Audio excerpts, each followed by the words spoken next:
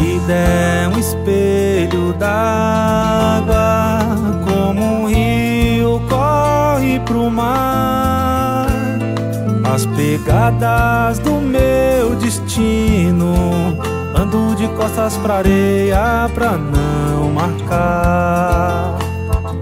Centelha do destino, a gente se encontrar.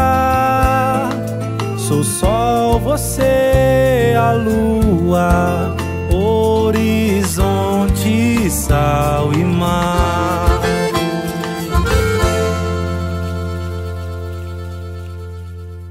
Chegamos ao 7º e último episódio da série Águas dos Vales.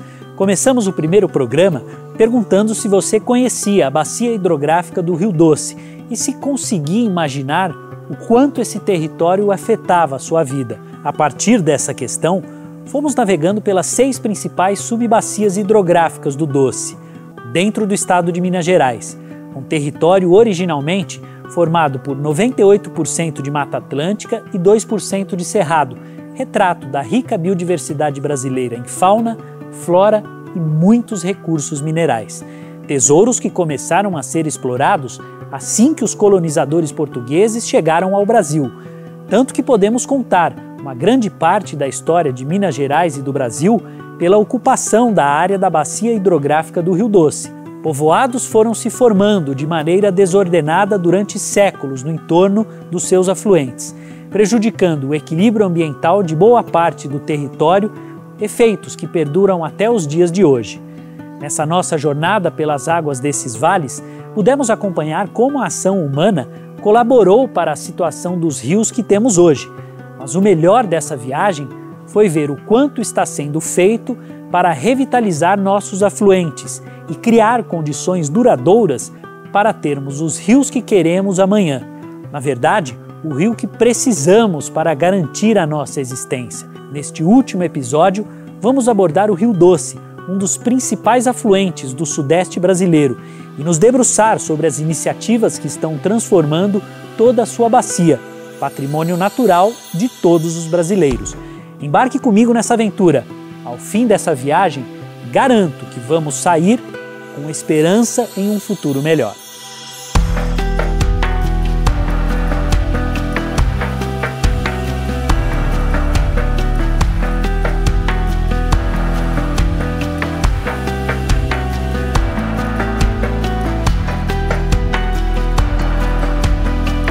Estamos na Serra da Mantiqueira, um espetacular conjunto de montanhas que abraça Minas Gerais. Sua formação geológica favorece o acúmulo de grandes volumes de água das chuvas, o que faz brotar inúmeras nascentes, entre elas a do Rio Doce. Ela brota do encontro do Rio Piranga com as águas do Ribeirão do Carmo. Percorre 879 quilômetros, passa por 200 municípios mineiros e 28 capixabas, até desaguar no Oceano Atlântico. O estuário do Doce, essa área transição entre águas doces e salgadas, fica em Regência Augusta, povoado do município de Linhares, no litoral do Espírito Santo. O Ministério do Meio Ambiente tem uma resolução que coloca, essa área toda da Foz do Doce como de grande sensibilidade ambiental. Estamos aqui na Costa do Descobrimento, essa região também faz parte do Comitê Central da Mata Atlântica, então uma região muito rica ambientalmente, culturalmente.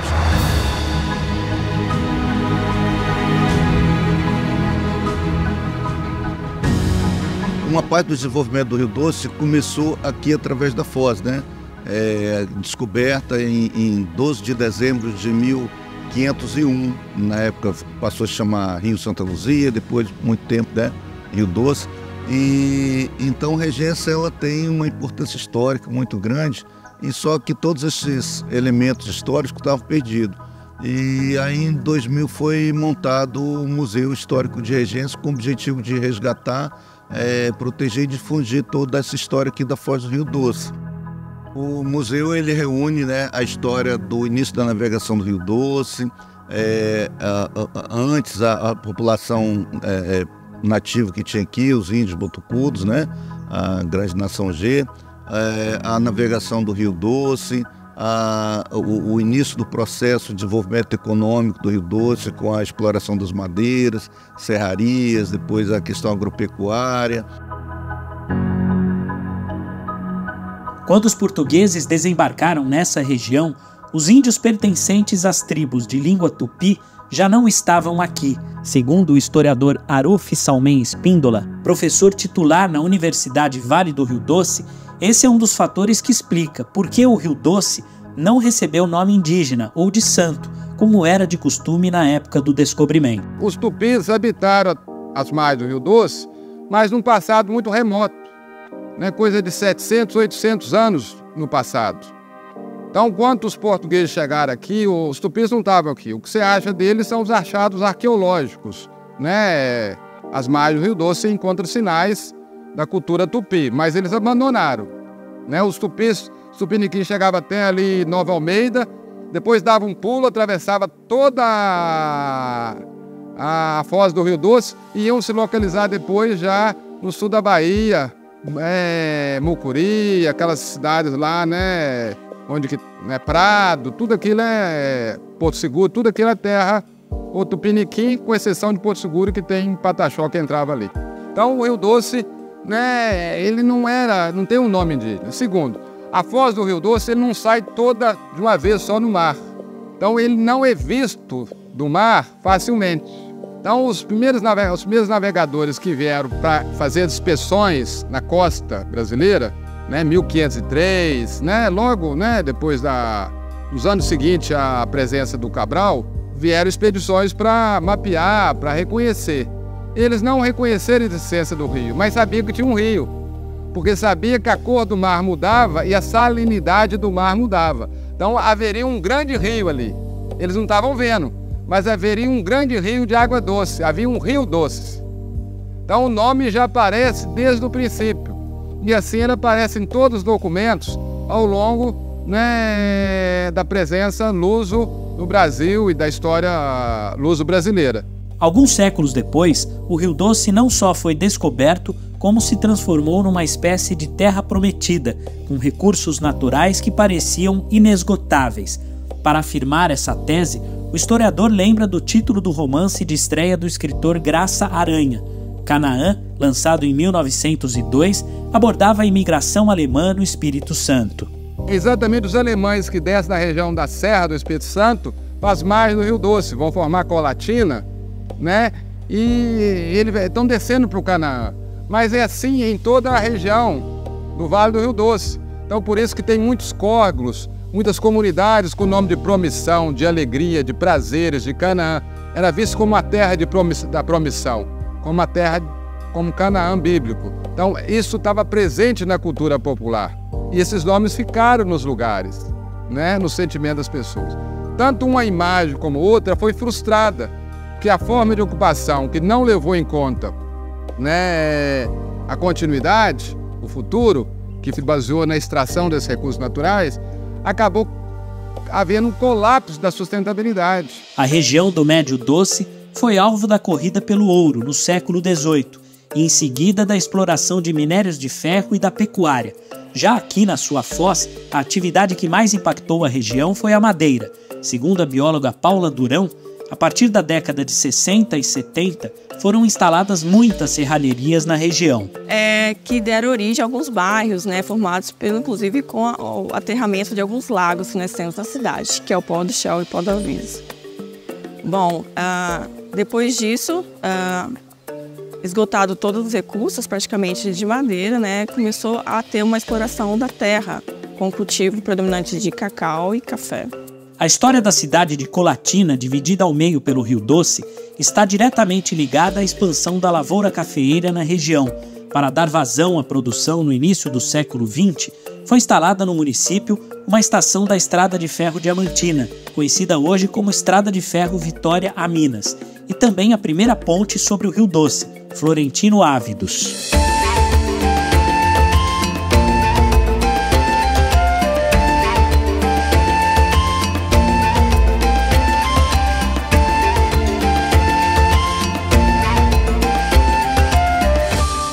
nós tivemos uma ocupação desordenada, tanto no urbano local como nos municípios mineiros, municípios vizinhos. E aí nós tivemos assoreamento. Além disso, nós tivemos também a questão da ferrovia, que destruiu a nossa mata ciliar. Culminou na bacia hidrográfica do Rio Doce ser uma das bacias mais destruídas do país, na questão do ecossistema ambiental, de cobertura florestal e principalmente também na questão de saneamento, né? Falta tratamento para mais de 80% do esgoto coletado do Rio Doce. O Plano Nacional de Saneamento previa o tratamento de 76,4% do esgoto coletado na região sudeste até 2023. Porém, na bacia, esse percentual é de 18,04%. O problema é crônico. A cada 100 litros de esgoto coletado, 82 vão para o rio sem saneamento. Os comitês das bacias hidrográficas do Rio Doce estão implementando iniciativas para acelerar o saneamento em todo o território, o que exige uma estratégia comum, mesmo com todas as peculiaridades de cada subbacia. Nós estamos numa bacia que tem realidades diferentes. Quando a gente pega os afluentes do Alto Doce, ele tem uma característica. Quando a gente vai descendo o Doce, chega no Vale do Aço e até mesmo chegar lá ao mar, né, considerando os afluentes do Espírito Santo, nós temos realidades diferentes.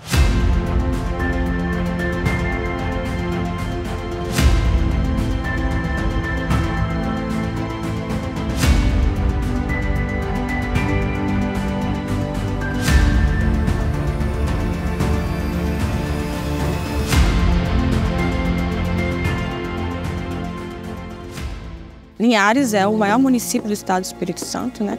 E possui o maior número de lagoas do estado do Espírito Santo justamente por causa da influência do Rio Doce. Existiam vários vales ao lado do próprio rio, que com o passar do tempo ele foi represando esses lagos, formando as lagoas laterais. Né? Nós temos hoje o sistema lacustre composto por 75 lagoas, né? Aquelas mais do interior do continente, formada pelos lagos, a partir do barramento dos vales, e também aquelas localizadas na parte da praia, né, na parte mais plana da cidade, onde foi totalmente formado pelo assoreamento ali do rio no processo de formação geológica.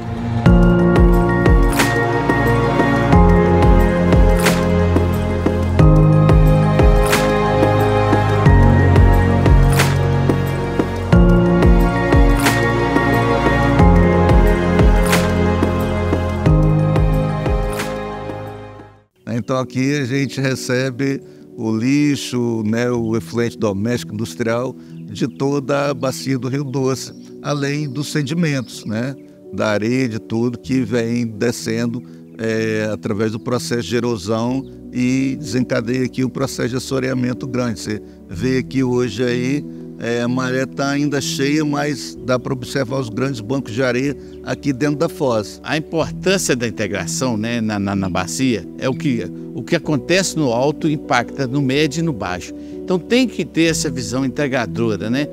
A gente já faz na nossa gestão de comitês, né, com a agência, a gente teve comitês e uma agência só. Então também a importância de exercitar isso no território, para fazer trabalho integrado, porque a gente tem resultados melhores. Juntos, os comitês hidrográficos do Rio Doce elaboram planos municipais de saneamento básico para 165 das 228 cidades que compõem a bacia. Também estão sendo investidos 106 milhões de reais no abastecimento de água potável e nos sistemas públicos de coleta e saneamento de esgoto. Com esse investimento aliado a outras iniciativas dos comitês, como o projeto Rio Vivo, de proteção às nascentes, os resultados já podem ser vistos. Porém, não tem como chegar ao almejado saneamento universal sem a participação de todo mundo. Acho que todo mundo tem uma história e tem uma identidade com o rio. Então, acho que a sociedade precisa desse sentimento de que o rio nos pertence e de lutar por melhorias do rio, porque o rio ele acaba sendo um grande protagonista para o desenvolvimento e para a vida das pessoas que vivem aqui. A bióloga e ambientalista Ana Paula Bissoli defende a conscientização como parte importante do trabalho dos comitês. O principal trabalho aqui na região é estimular a regularização ambiental das propriedades, ou seja, a recuperação ambiental, né, especialmente dos passivos ambientais que existem nas propriedades, né, essa regularidade ambiental para produção de água, conservação do solo e gerar outras oportunidades de emprego e renda para esses proprietários. O Atílio Zibel, conhecido como Teco, foi um dos beneficiados por esse trabalho.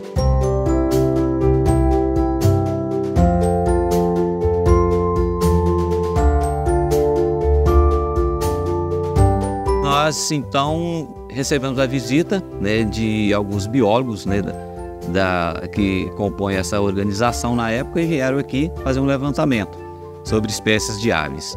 E foi uma coisa assim surpreendente, porque a gente, quando eles nos perguntaram quantas espécies tinha, eu falei umas 50 espécies e depois, quando foi feito o levantamento, em menos de uma hora foi registrado mais de 72 espécies. Hoje a gente já passa de 230 espécies registradas aqui no nosso sítio. Mas hoje o pessoal está buscando o beija-flor rabo branco rubro, né, que impressiona pelo tamanho dele. Eu costumo dizer que se ele tiver obeso, ele pesa 2 gramas. Né? Ele é de 4 a 6 centímetros o comprimento dele e 2 gramas é o peso dele. E outras espécies aí mais coloridas que chamam bastante atenção, como o gaturão, a saíra amarela, também temos o gavião-pato, o guaxe, o araquã de barriga branca, a saíra amarela.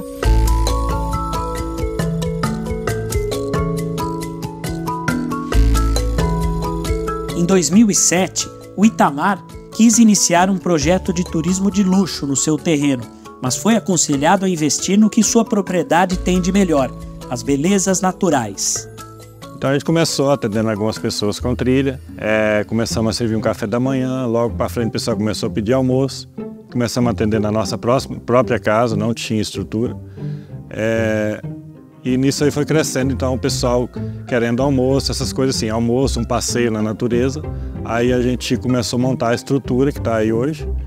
E com essa questão de a gente trabalhar o turismo de natureza, começou a aparecer o turismo de observação de aves. Então o local ficou conhecido internacionalmente, né? Hoje mais de 30 países já visitaram a propriedade. Fizemos parceria com outras propriedades. Hoje o que está em alta para o turista estrangeiro é a observação de mamíferos. Então a gente tem na região algumas espécies de macacos, né? Na região daqui para cima, que começa a região de altitude, aqui a gente está em 820 metros. A gente consegue chegar a 1.100, 1.150, a gente encontra a preguiça de coleiro também, né? Então é uma espécie que o turista, principalmente o turista estrangeiro, procura ver, né? Hoje nós ouvimos a experiência do Itamar, que logo ele convidou o Teco, então o Teco veio, né? E assim como ele disse pra gente, que ele visita várias outras propriedades, então todos estão ganhando, é uma rede que se forma, né?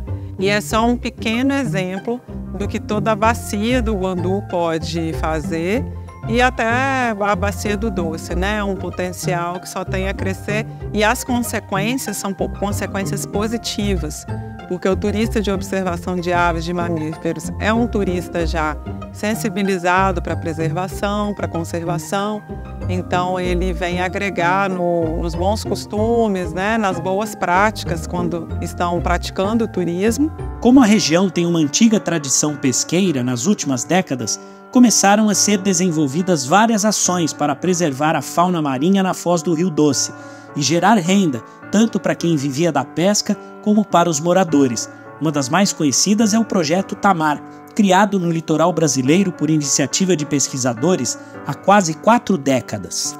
Em 82 foram instaladas 3 primeiras bases do Projeto Tamar, né? 2 lá no Nordeste e outra aqui em Regência.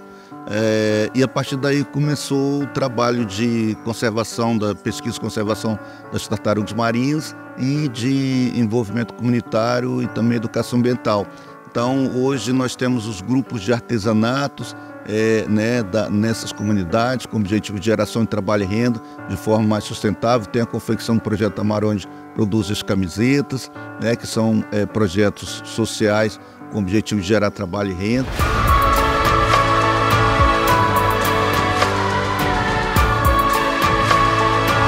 Aqui na Foz do Rio Doce também tem uma grande importância para a conservação das tartarugas marinhas. É o único lugar onde temos a desova da tartaruga gigante, né? Tartaruga de couro, a Democheles coreaceae. É o único lugar em todo o litoral brasileiro onde nós temos a desova frequente dessa tartaruga. E a tartaruga que ainda está na lista dos animais, né, ameaçados de extinção, é uma população bem específica. E também a tartaruga cabeçuda, né, a careta. Então, reúne muitos fatores importantes de conservação aqui na Foz do Rio Doce. Apesar de a formação de ninhos com ovos depender das condições climáticas da praia, se a qualidade da água não for adequada, a equipe do Projeto Tamar é obrigada a levar esses ninhos para outro lugar, reduzindo a chance de nascimento de novas tartaruguinhas. Para cada 1000 filhotinhos que nascem, a média é que 1 ou 2 no máximo chega à fase adulta, que após 20 anos, 25 anos, retorna à praia para desovar. E aí ela retorna na mesma praia que nasceu. Então é uma nova população de tartarugas da Foz do Rio Doce, né, que agora estão vindo desovar. Populações de tartarugas que nasceram aqui através de um programa de conservação estão voltando agora para desovar. E precisam encontrar essa foz do rio cada vez melhor.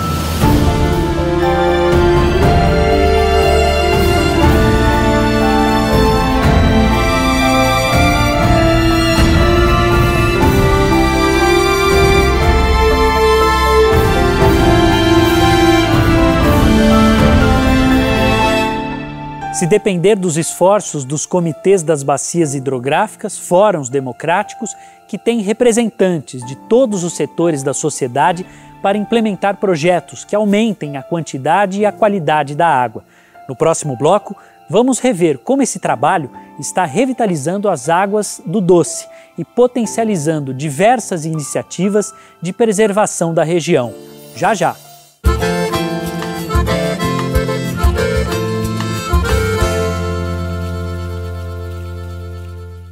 Vamos navegar agora pelas mesmas subbacias do Doce que visitamos desde o primeiro episódio, mas agora nosso roteiro vai passar pela bacia que queremos e ver que já é possível vislumbrar os rios dos nossos sonhos virando realidade.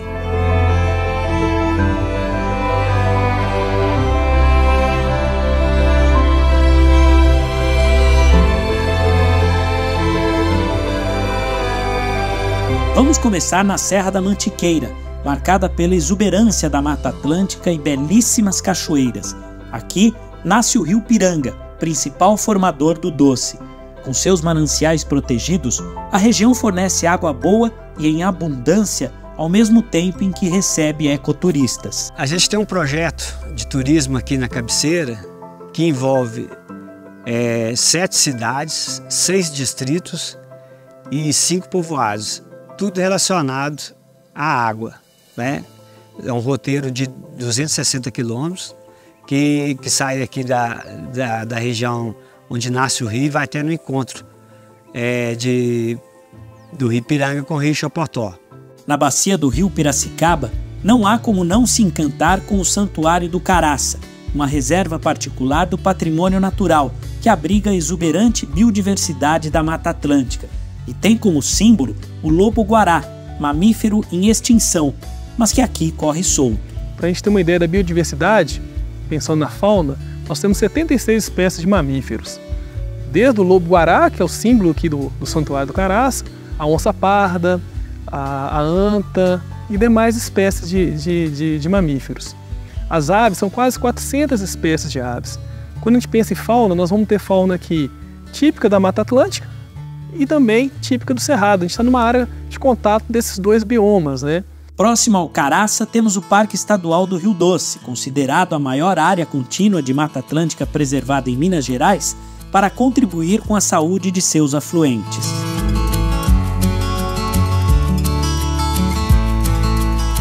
O território do Doce não se cansa de surpreender a gente com suas belezas.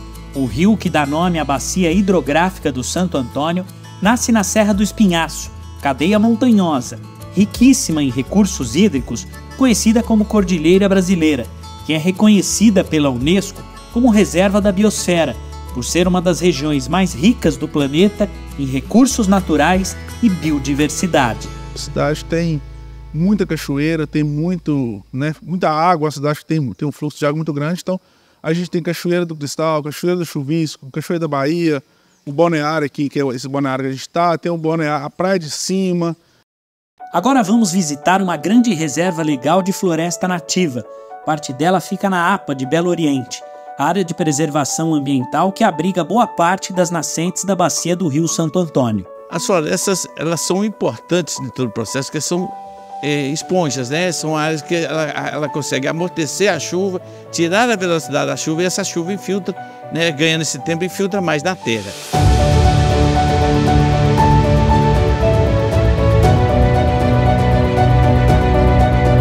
Na subbacia hidrográfica do rio Suaçuí, onde a maioria da população vive em áreas urbanas, o projeto Rio Vivo, de recuperação e cercamento das nascentes, está transformando escassez em abundância de água para os produtores que vivem de agricultura familiar. Então tem que aderir, porque o projeto é para voltar água e eu estou vendo um resultado muito bom aí, porque isso é um benefício para todos, não só para o produtor, né, mas para todo mundo que vai desfruir da água.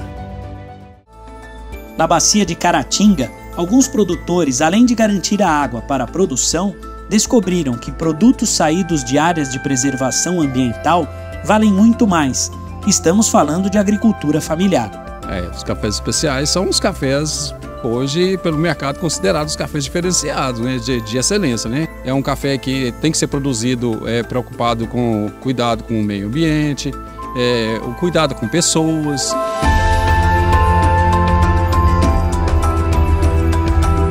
Olha, os cafés da gente hoje é vendido para Holanda, para Dinamarca, para a República Tcheca. Mas assim, quem compra são torrefadores e esses cafés estão para todo lado.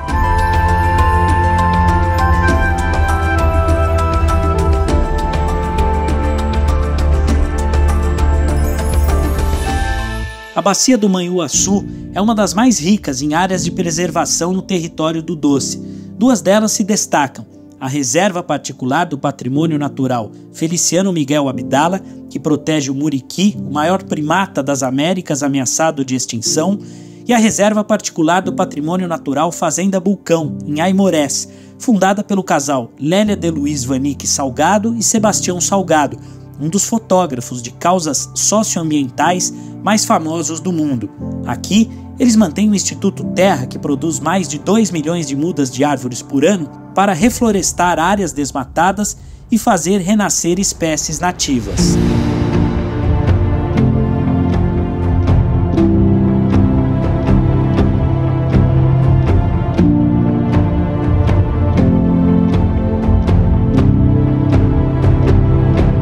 Vamos encerrando essa viagem com a sabedoria dos povos originários, habitantes nativos da bacia hidrográfica do Rio Doce, que ainda resistem e lutam por suas terras e por um modo de vida em que homem e natureza devem ser uma coisa só.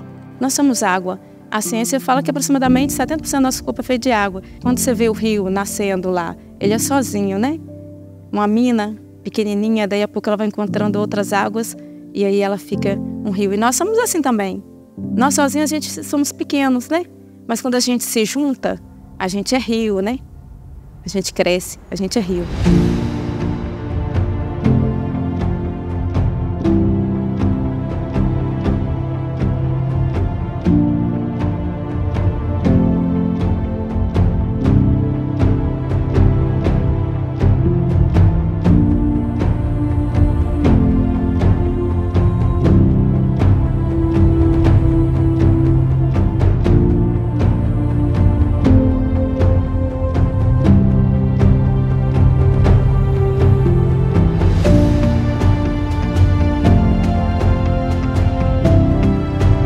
A participação de todos é fundamental para a preservação dos nossos rios. Juntos, podemos fortalecer essa onda de respeito e de nova consciência em torno do uso da água. Cada gota de esforço conta quando se trata de preservar os rios. Vamos unir nossas vozes, nossas ações e nossos corações em prol desse bem tão valioso e vital para todos nós. Juntos, lutando pelo bem mais precioso da vida, podemos fazer da nossa sociedade um rio caudaloso, capaz de garantir a vida sobre a terra. Nossa ação sobre a natureza deixou uma conta cara para pagar. O aquecimento global é uma realidade que já está desequilibrando o clima, impactando a agricultura e submetendo algumas regiões a temperaturas anormais, com consequências desastrosas. Mas essa viagem pelas águas dos vales nos ensinou que é possível reverter esse destino. Trilhar essa estrada não é fácil, mas é preciso se quisermos ter um futuro viável. Nossa Constituição diz que a água é um bem público e a água potável um direito fundamental de todos os cidadãos brasileiros. Mas a Carta Magna é um papel. Quem transforma as leis na sociedade que queremos viver somos nós. Direito à água potável, uma causa que é minha, é sua, é de todos. Obrigado por participar comigo dessa incrível jornada pelas águas do Rio Doce.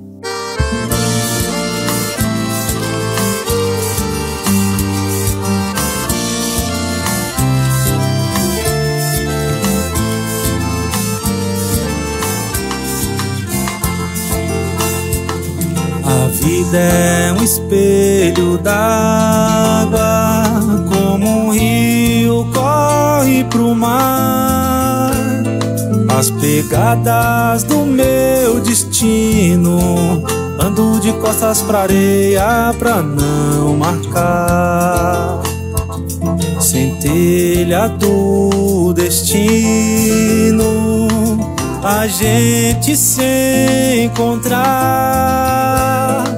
Sou sol, você a lua, horizonte, sal e mar.